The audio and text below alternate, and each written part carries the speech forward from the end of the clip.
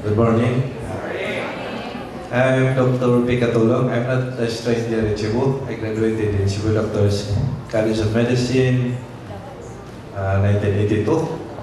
I was trained in Davao Medical Center as a surgeon, general surgery for 4 years. I graduated in 1990. So I've been doing my practice in Tagum since then, since 1990 up to the present time. So this is my first time to do a testimony in this crowd. So wala po nila paliting ticket. Kung di ko ipalitan mo lang ticket, so focus na akong testimony. So, glutathione magol, as we know, naghanagalan po sa glutathione, no? Especially, the people who are pushing glutathione are the people who should not push it because, as it was explained,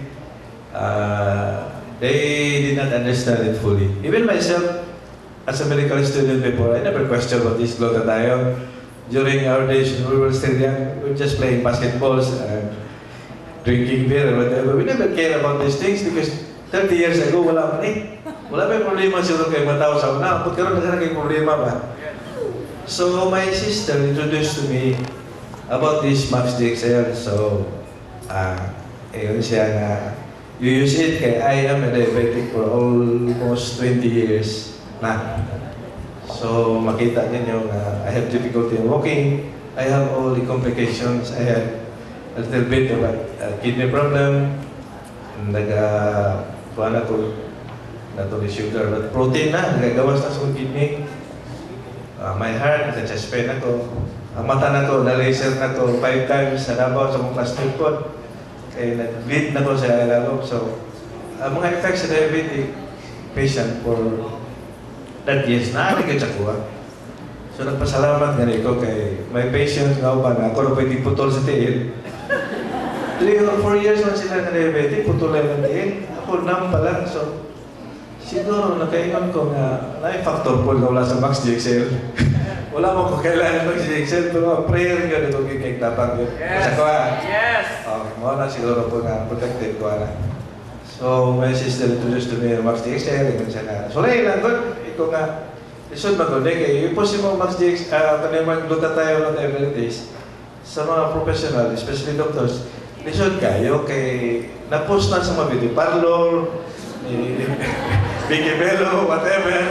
So, mga professor mag-doubt ba? Especially na po kayo mga amiga, na namaligyan ko, DNLD, mga symmetry, Gucci, whatever. So, mga food supplement, muna pag-end sa store, nawala po sila. Nawala lang sila. Wala na sila eh. Kung pasyente, di na po manoo. So, here comes Max DXL. So, I tried Max DXL not because I am a fully believer in it. Because I want to give my sister additional. Ano po siya, iya ba? Okay, palit ko sa mo. Sige, okay man. Ingon siya, gamit daw sa mga maestro sa kunay. Sige na, matigulang naman ako, may problema.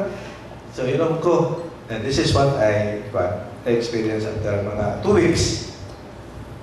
Nanghubong akong deal. Nawala kitong right. Akong left side, napay-gamay pero bearable siya. Nakikitawag o ka ng shooting pain sa diabetic, sakit kayo. Pitik ka naman. So, makamata ko na, sakit kayo. In a minute siguro, mag-fire siya o mga kadaghan, mga 20.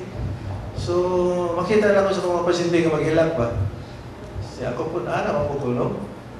Pero once na nitake ko Max DXL, nawala man sila. Nagkinahin lang siya nakawala ba? O, isa pa kaming sa patra. Makatulog kayo ko, one of the problems in diabetic patients, is they cannot sleep. Most of my patients cannot sleep. Yeah, once they know that I am a diabetic, nalipay po sila, diabetic po na yung welcome to the club. Classmate na, nagsama. So, magpakita yung detail. Banding na mo mga sakit, makarama ko. Yung mga putol na, look, ay putla ko din. O sige, ay kagul. Ato pa rin mga wala na mo. Nawala ko ng numbness ako din. Yeah, medyo makalakaw-lakaw ng tugay. At sa Spain ako, nakaragin siya, natulong na ako, bago kaya. So, karoon, mag 3 months ako sa Max DXL. Honest about the drug. I'm a professional. I'm not talking. I'm not promoting Max DXL para po mamailan. Kaya huwag po kilabay rin. Barato na po kayo itong plane ticket para ko mamakak. So, may ko lang ako na nag-effect siya. Gwapo ako kawas. Gwapo akong pamati. Gwapo kayo kong tulog. Gwapo ito kayo. Ay, isang ka-effect na Max DXL na kung isulti sa inyo. Kay, dati, kanang-diabetic ko ka kay kag-skin. Nag-explain ni doktor. So, nagigamit ko ka ng mga solusyon lang ng laboratory, like Jergen siya na ginabuta ako sa mga parang mga bilim lang siya katol, dry man kaya siya. Karoon, nag-notice na ako, wala ba? So, tao na po, arang-arang akong skin. Yes! So, naka-side effect kasi mag JSL. Ang musa ka side effect, bagatag na ako. Wala na po, pwede rin